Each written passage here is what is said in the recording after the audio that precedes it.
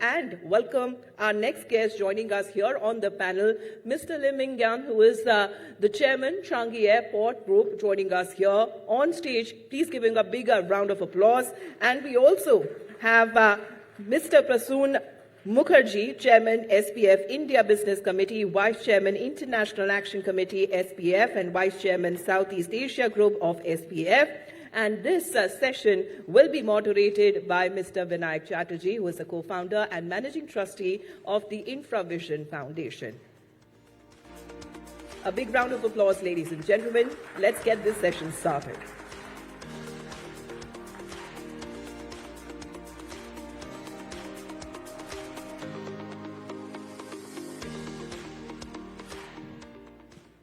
Good morning, everybody. We are ready to launch off into our discussion. We have, I can see the screen in front of us. We have 14 minutes and right now 48 seconds to cover some important ground on infrastructure. So I'm going to do a deep dive straight away. And I'm going to go to Mr. Lim first to ask you a reasonably provocative macro question, which is that in the growth and development of Singapore as a hugely applauded nation state, which is widely recognized all over the world for its developmental success and agenda, both ports and airports were critical to the development of Singapore's economy and its positioning on the global stage. You are representing Changi Airport. For India, let me ask you a frank question. Is airports and civil aviation infrastructure critical to our growth agenda, or is it good to have? Because some people could argue that if we had to allocate resources, then a higher proportion of resources in an Indian subcontinental stature with the kind of population and economy you have should really go to railways, waterways, highways, water infrastructure, irrigation. So the question for you is, civil aviation infrastructure for India, critical for our developmental agenda or good to have? Thank you very much. First of all, happy to be here. For Singapore, the airport and obviously the port has been crucial for the development of Singapore. Over the course of the last 60 years since our independence, Singapore economy was able to grow because we were able to be connected to the rest of the world, and through a period where global trade was growing, and that allows us to in fact attract many foreign direct investments into Singapore, set up the business there, and then be connected to the rest of the world. So that's what happened to Singapore. But if you look at India, it's a big country. So over the course of the last 20 years, I think you can see civil aviation infrastructure has improved significantly. And look, if we take a view over the next 10, 20 years, I believe this will continue to improve. So if you look at it, civil aviation is important for India to be connected domestically within India, and also to be connected to important centers of commerce and centers of development in other parts of the world. So for example, we have this meeting here today. So and I believe many of you who are not based in New Delhi would have flown into New Delhi. So it's not possible for you to take a much slower mode of transport to get here. But having said that, I would say that transport, connectivity, mobility is important. Civil aviation is one part of it. I think the Minister of Rail was just here earlier. So railway connection, I think, is important. And I've seen other geography where airports and railway stations are very well connected. They are quite seamless for passengers to move from one location to another location through a multimodal transport mode. So critical. Your answer is, if I were to summarize in one word, critical, not just good to have. Right? Yes, okay? absolutely. Thank you. So Prasoon, I'm going to come to you after about 2-3 minutes, till I'm going to make Mr. Lim slightly uncomfortable with another unsettling question. Okay with you, Mr. Lim? Okay. So the question is, India is on a very major journey of infrastructure build-up, and that too, the expectation that not just private capital will come into India's infrastructure development, but foreign direct investment will come in. Now let's take a look at Jewar Airport in Greater Noida. 100% FDI from Switzerland with Zurich Airport, right? Mr. Prem Vatsa from Canada investing in Bangalore Airport, right? 5 new airport clusters, as reported in the Economic Times, is coming up for bidding in the next few weeks or months, I don't know. Amritsar, Kanpur, Kangra, one cluster, Varanasi, Kushinagar, another cluster, Raipur, Aurangabad, one cluster, Bhubaneswar, Hubli, another cluster, and Trichy, Tirupati, another cluster. So another 11 airports are coming up for bidding in 5 clusters. Foreign direct investment is allowed 100%.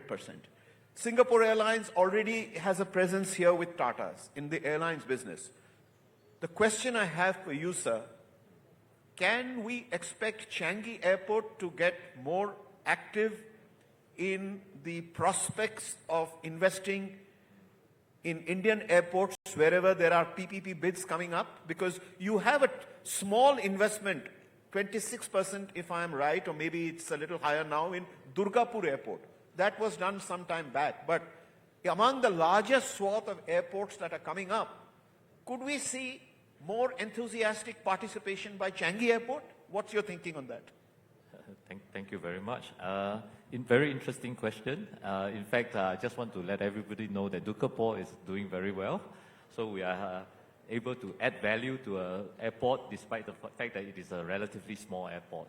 Having said that, I would just like to come back to this question about the Indian aviation market. I think this is definitely a growth market. From CAG's perspective, we monitor very closely, and we are watching, in fact, how we could perhaps be involved with some of these airport projects. There are many ways in which you can get involved. I think if you talk about direct investments into an airport, it is like very much a real estate investment or a major infrastructure investments where the local context becomes very important.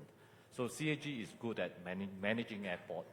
So we are happy to continue to work with investment or investors who are familiar with the local context, where if we can bring the technical and the competency and expertise in the management of airport and to marry up with someone who is familiar with the local context. Because no matter how, many of my colleagues are not born and bred in India, so they may not be familiar enough with the environment here. So to do a major investment like this, it will require time for us to understand the market. So, but to work with partners who are able to take care of some aspect of the business, and we bringing some value that we are good at, I think that will be perhaps a win-win So that's a very happy answer to this question, that many people who are eyeing the prospects of becoming airport developers, at least for the new round of bids that are coming up, or maybe existing airports divestments, it's a very happy message you're giving that Changi Airport is open to discussions on different kinds of potential partnerships, but you would wish to rely heavily on a lot of heavy lifting being done by the Indian partner. So that's a happy message, and over time, I think we will use Prasun to keep reminding you of this as we go forward. Now, you are now spared, sir. Now I'm going to ask some uncomfortable questions to Prasun.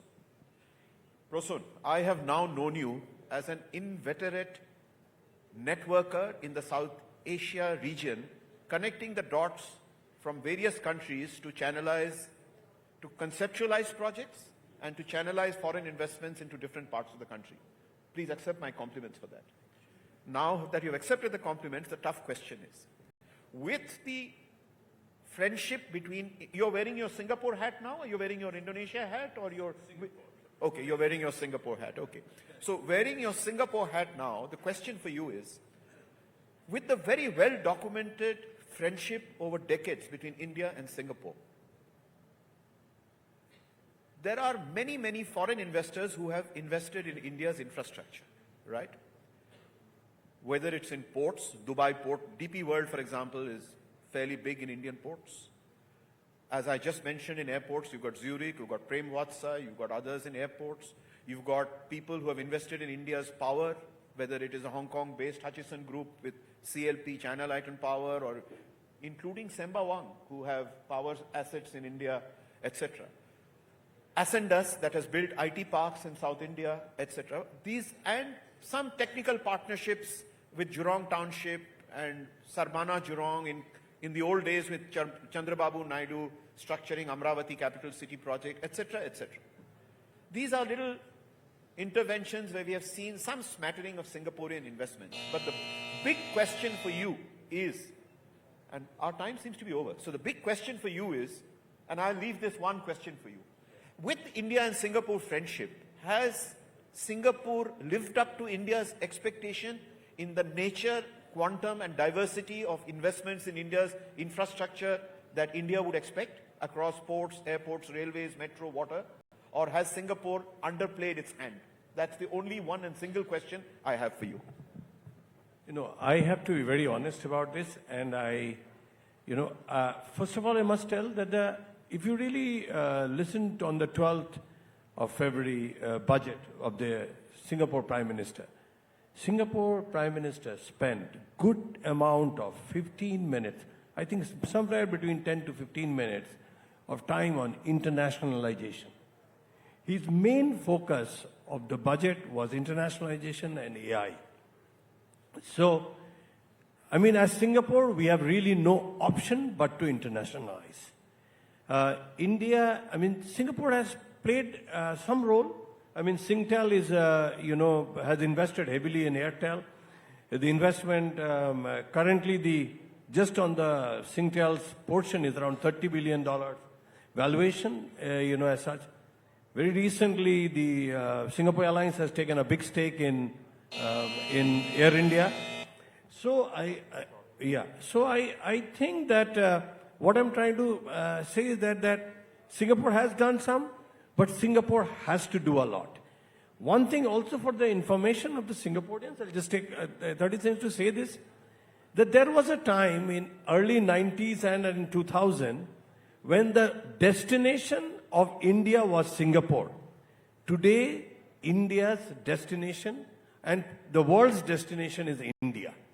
So Singapore also will have to compete. Singapore will also have to compete into getting into those lucrative spaces like Singtel or PSA Port and all this. So with the effort has to be also from the Singapore end. Thank you, Prasunna. Time's up, but your answer is very clear that with the way India is shaping up, it is natural for Singapore to play a far more proactive and energetic role. With this and the buzzer going twice, I have to only thank you, gentlemen, for your time and for the participation, and thank you to the audience. Thank you very much. Thank you.